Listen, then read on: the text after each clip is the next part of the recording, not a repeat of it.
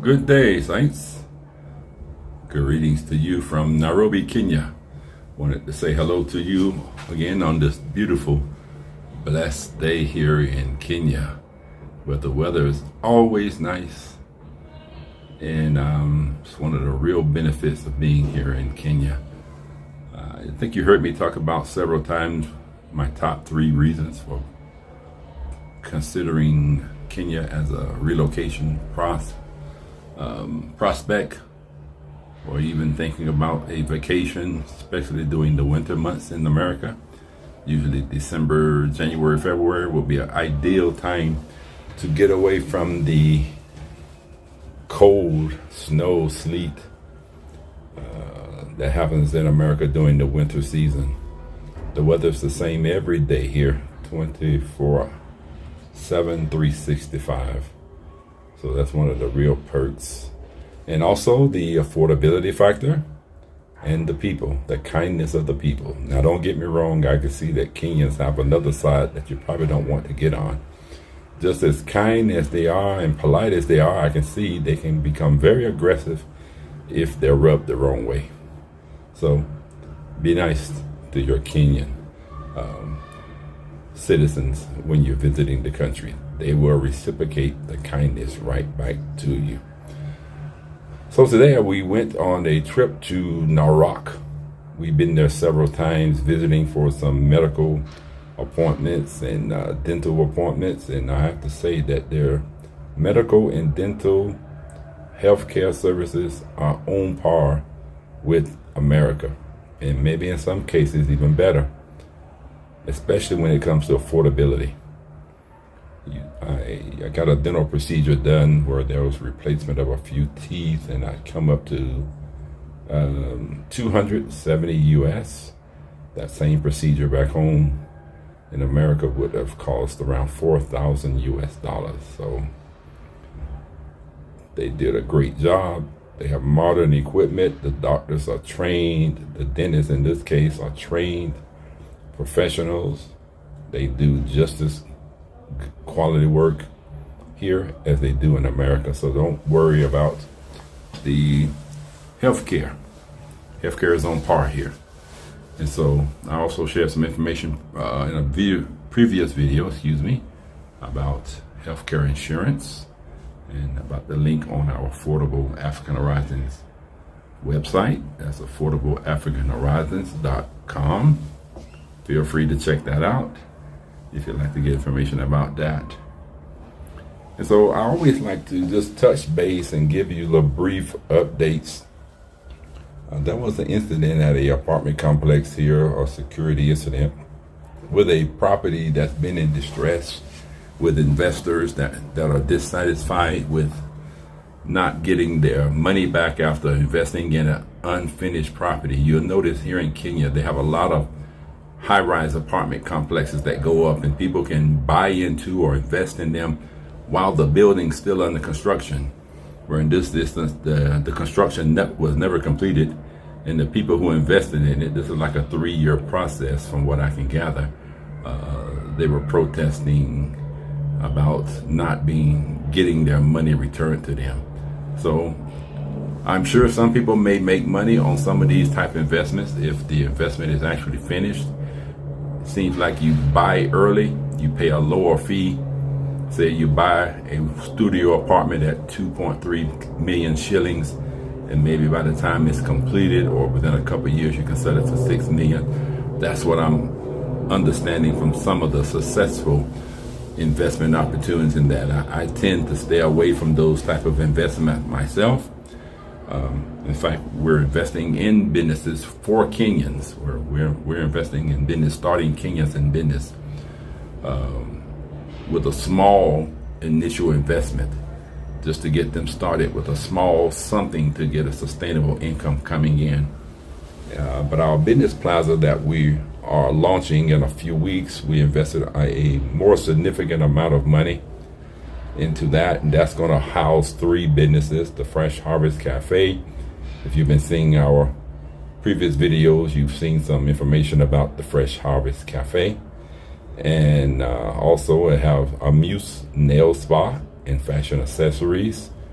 and then there'll be our business development center within that plaza. Maybe I'll include a clip of the plaza within this video so you can see the signage that has just been completed. We had the signage for the outside completed and 3 small signs above each doorway in the plaza to identify the shop for each business.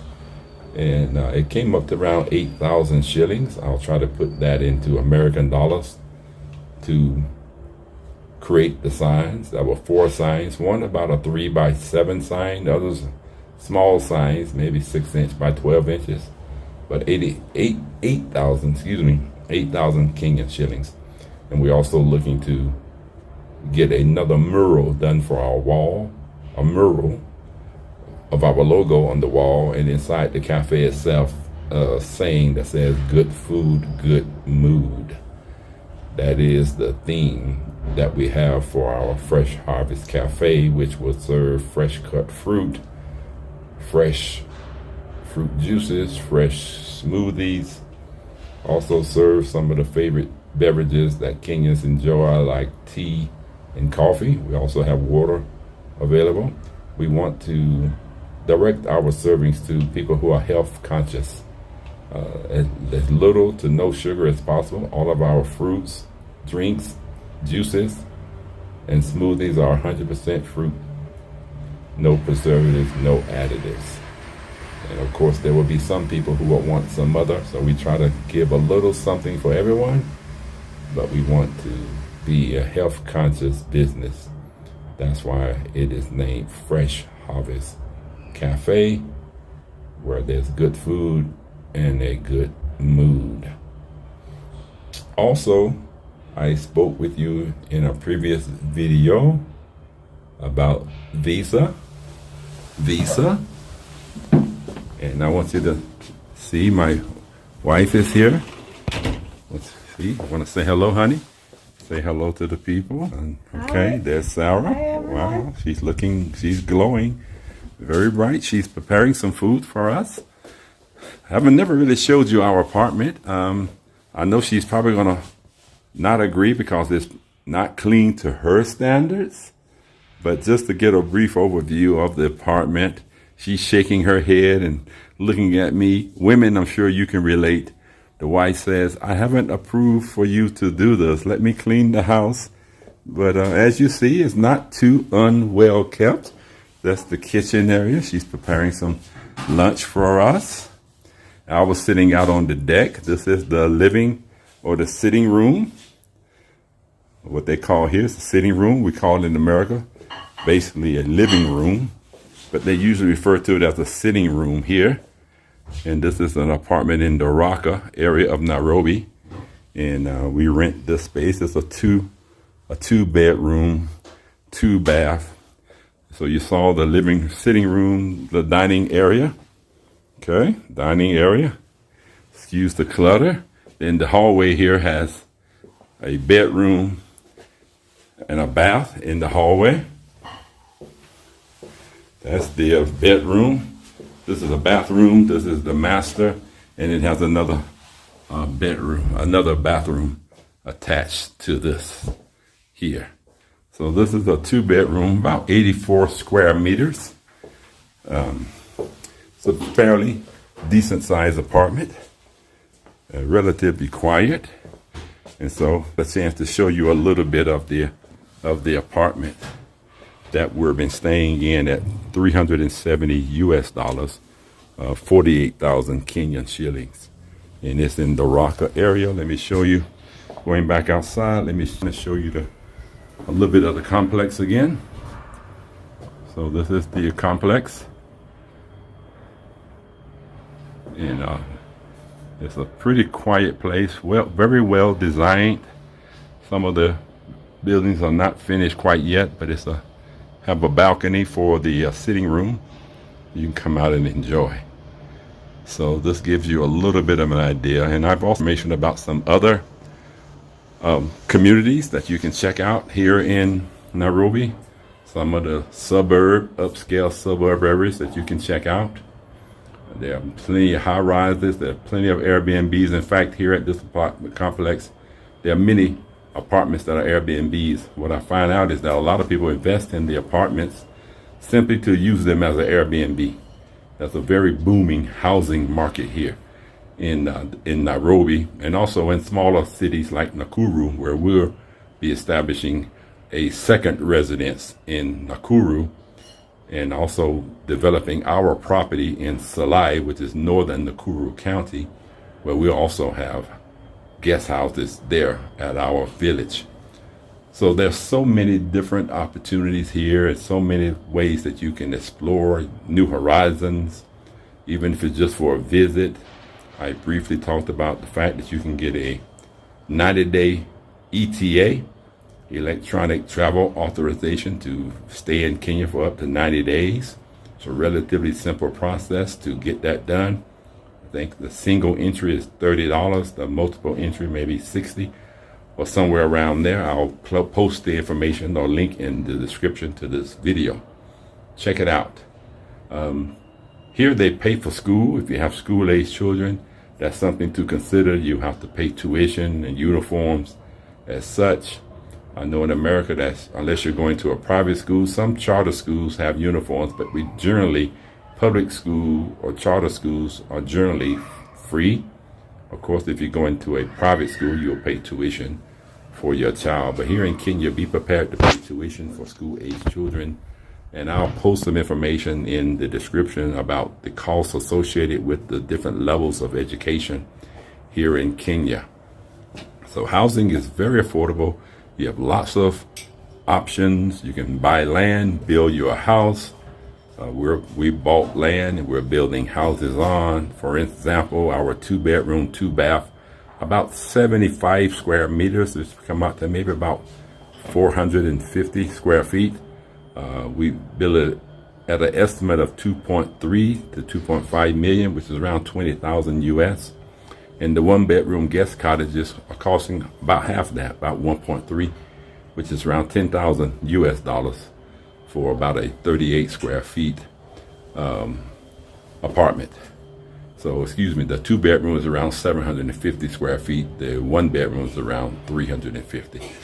So you get a very comfortable space at little to no cost by American standards. America has lots of restrictions on the type of housing you can build and where you can build them at. Zoning is very restrictive in most cities, which does not allow a lot of flexibility. But here in Kenya, that's not an issue. So you can pretty much build any size house.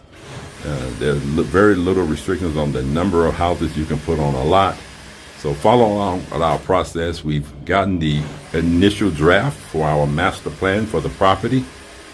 You'll see this listed on our Facebook page. I think you'll see some things there.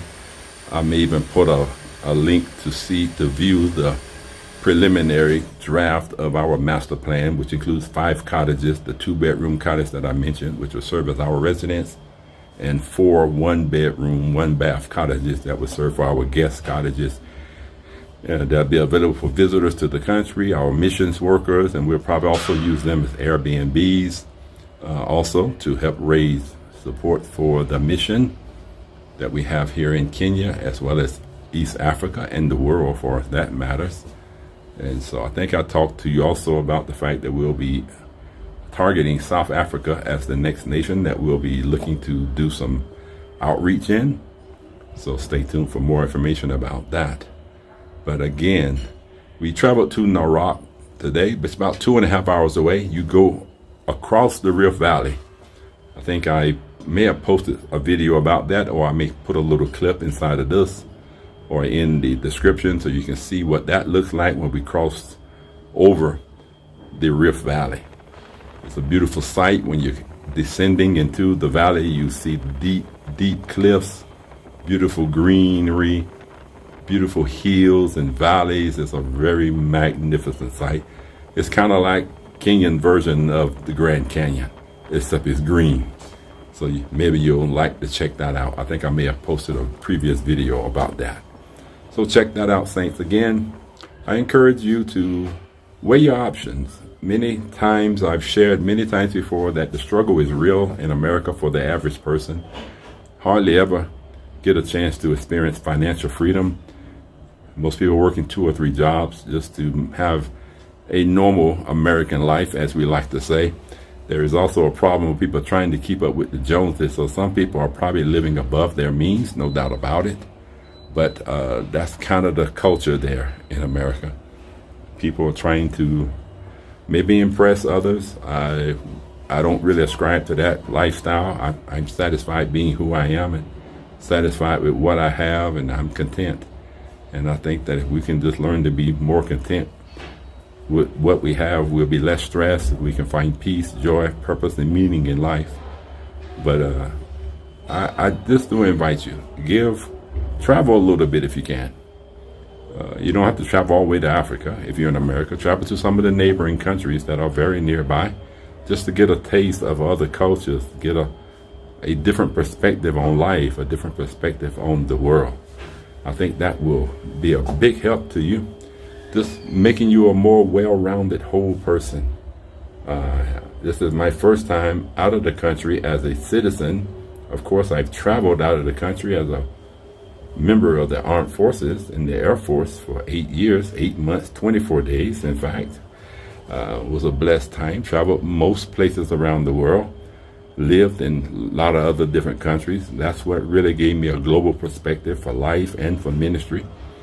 So I challenge you, if you have not traveled out of the country or even out of your state, out of your county, first start there. Travel to the neighboring county. Travel to the neighboring state. If you're on the East Coast, travel to the West Coast. If you're in the South, travel to the North, and vice versa. Just bring about a freshness, a perspective of life. I think everyone needs and deserves the opportunity to experience life afresh, anew, and so give yourself that opportunity. And if there's anything we can do, if you're visiting the continent of Africa, particularly if you're coming to Kenya, reach out to us. We'll try to connect with you, give you some of the do's and don'ts, maybe even connect with you to show you some of the places around Nairobi, Nakuru, and even the rural areas like Salai.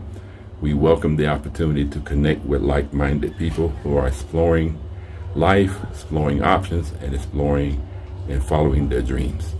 So again, greetings to you from Nairobi, Kenya. May you have a blessed and prosperous day, and I'll see you in the next video. Be sure to like, share, and subscribe to get notifications when we post new videos. God bless you.